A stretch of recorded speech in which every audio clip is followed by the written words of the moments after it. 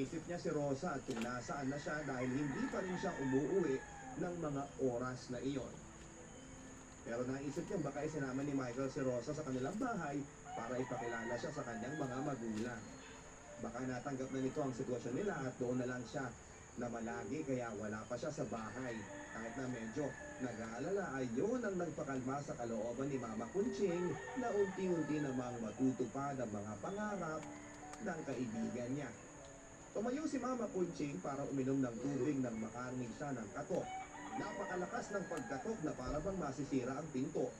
Sa sobrang pagkataranta ni Mama Kunching ay dumiretso na agad siya sa pintuan para buksan ito at makita kung sino ang naroon. Si Rosa pa lang nakatayo sa labasan, basang-basa, umiiyak at nagmamakaawa ang itsura. Rosa, anong nangyari sa'yo? Sus, basang-basa ka oh. Halika nga dito sa loob. Pero hindi sumunod si Rosa. Sa halip ay lumuhod ito sa harap ni Mama Kunching at hinawakan ang kanyang mga binti. Iyak pa rin ito ng iyak na para bang isang batang nagsusumamo. Ano ba kasing nangyari sa iyo? Sabihin mo sa akin. Diyos ko, nakita ba kayo ni Michael? Magsalita ka, Rosa. Tulungan mo ko, Kunching.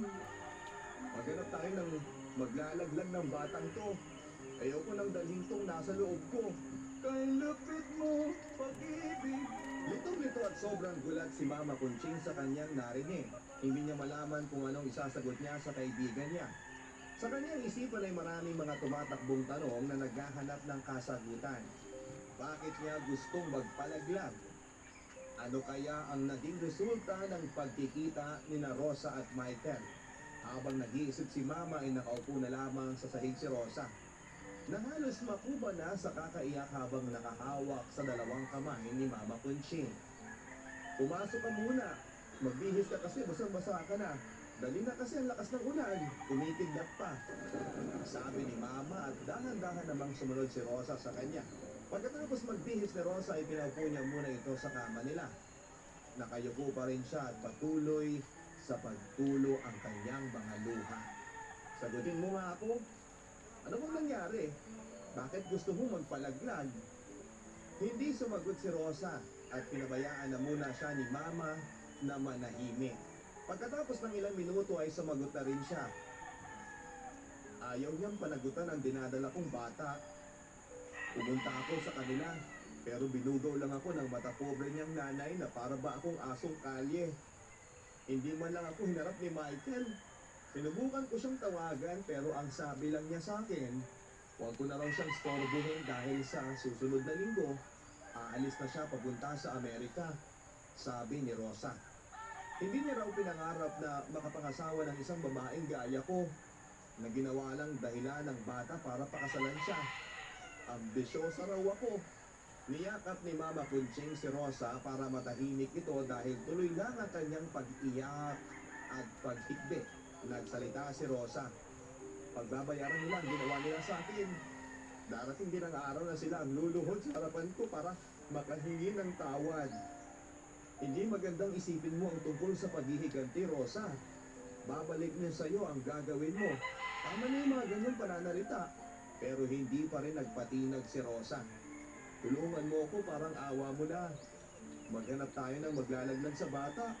Ayokong ipanganak sa mundong ito ang anak ng demonyo.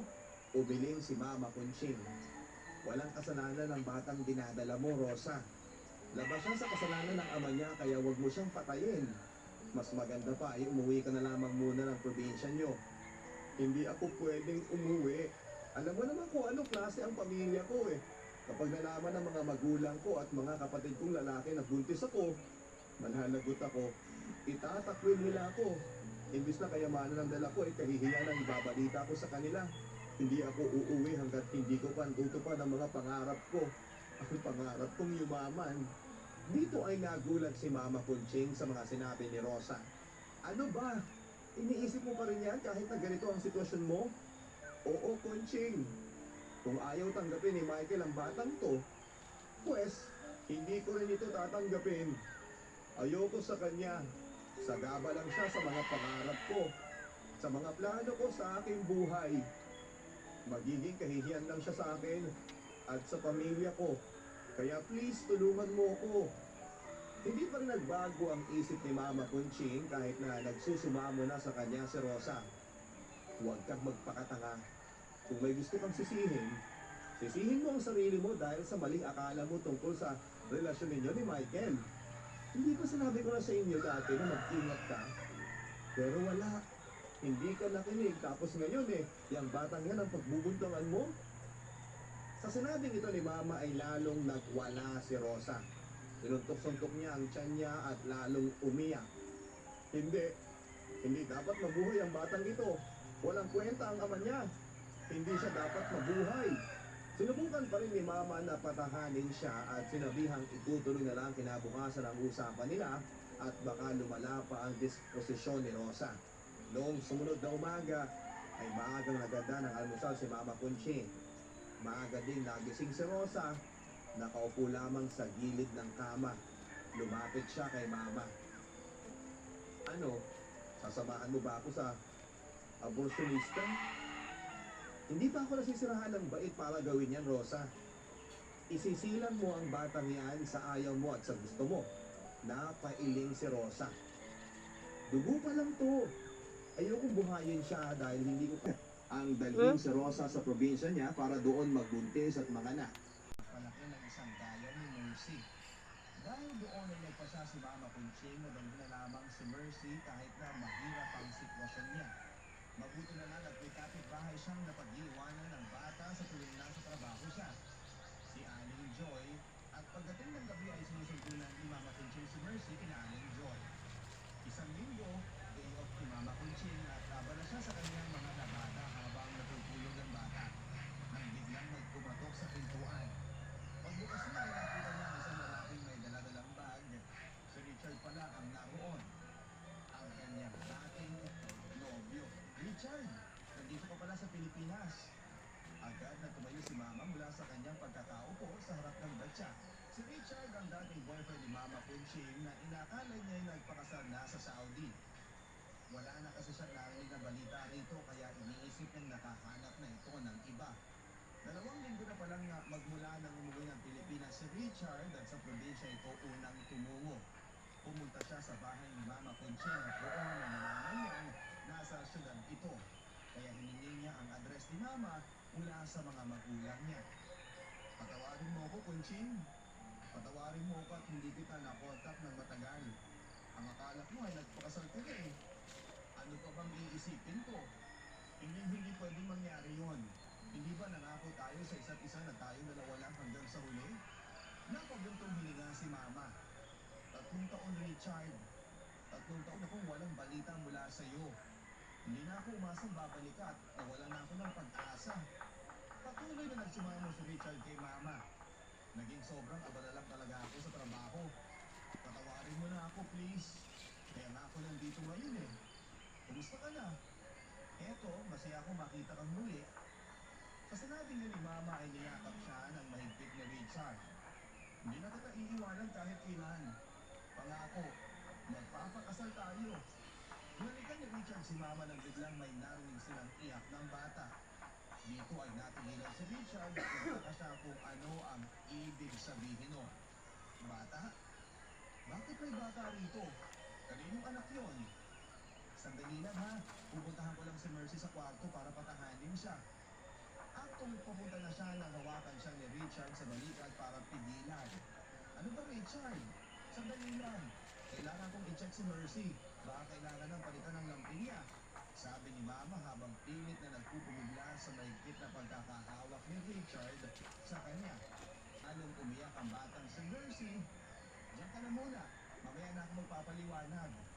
At pinuntahan ni Mama Conching si Mercy. Pagkatapos niyang palitan ng lampin ni Mercy, ay pinainom niya naman ng gatas hanggang sa nakatulog ito. Isang oras na naghintay si Richard nang pumasok ito sa kwartong inakalagyan ni Mama Conching. Hindi na siya nakatikis sa paghihintay. Sabihin mo na sa akin kung kanino ang batang ito. Huwag ka nga maingay. Sa sala na lang tayo mag-usap kasi baka magising si Mercy. Matapos niya binagay si Mercy sa una, ay tinilan niya si Richard palabas sa kwarto. Noon sa sala ay hindi nagsalita si Richard.